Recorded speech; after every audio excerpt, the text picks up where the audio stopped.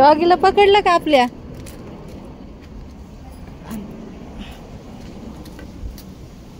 त्या डॉगला पकडा आपल्या, ते लय धावतं अंगावर.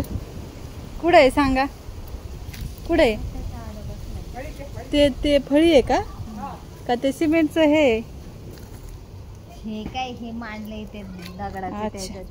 बाबा तुम्ही पाहिलं का साप? साप पाहिलं तुम्ही? केवढा आहे? मोठे आहे ते, लय मोठा आहे.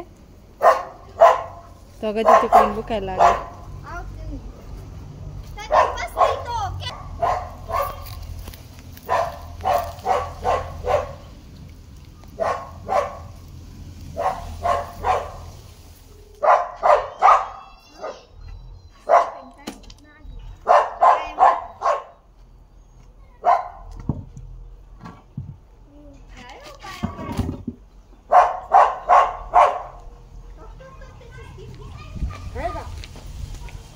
हे बघ इथं बसलाय, हे बघ दिसला का? धामण आहे, धामण. बिनविषारी साप आहे.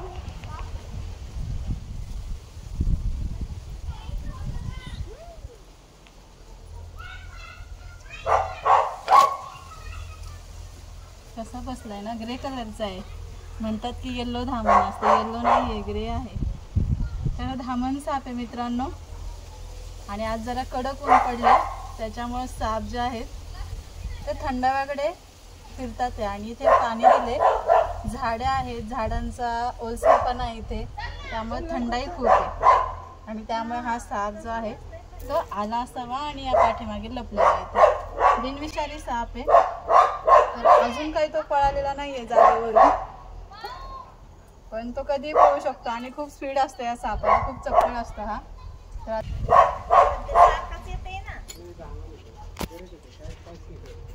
तर हे बघा कसं. आता याला पकडून घेते मी.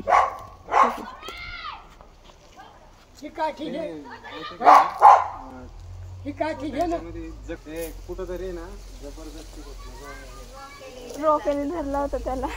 धरलं होतं का डॉगीने? अरे हा, डॉगीने धरलं होतं ना, त्याच्यामुळे. हो, ते हे करावं लागणार त्याला. जर चावला असेल ना कुत्रा, मोठी आहे, खूप मोठा आहे. जंगल आहे ना, त्या जंगलामध्ये ते मोठा झालेला आहे. काय नाही, काय नाही. हा, ते काहीतरी खाल्लंय. हा, तिकडे बॅग आहे आपली, तिकडे पॅक करते. त्याच्या पिशीत खा. तिकडे रोडला लोक जमले तेवढं.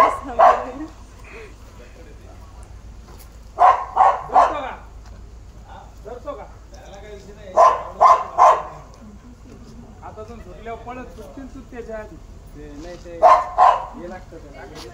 जीवाला काही धोका नाही. आणि बिनविषारी साप असल्यामुळे ह्या सापापासून धोका काय नाही. डॉगी फिरतं, दरवेळेस डॉगी सांगतं साप कुठे आहे यांच्याकडे. आणि डॉगीचं खूप लक्ष असतं, त्यामुळे जे जनावर आपण पाळतो ते बघा किती आपला फायदा करून देतात. 1.5 किलो असं सांगा की तुम्ही किती आहे. हातात पकडून असं घ्या ना वजन, काय नाही करत. बाबा घाबरतात. ठीक आहे, चला व्हिडिओ आवडल्यास नक्की लाईक करा. त्याला पण निसर्गामध्ये सोडूया.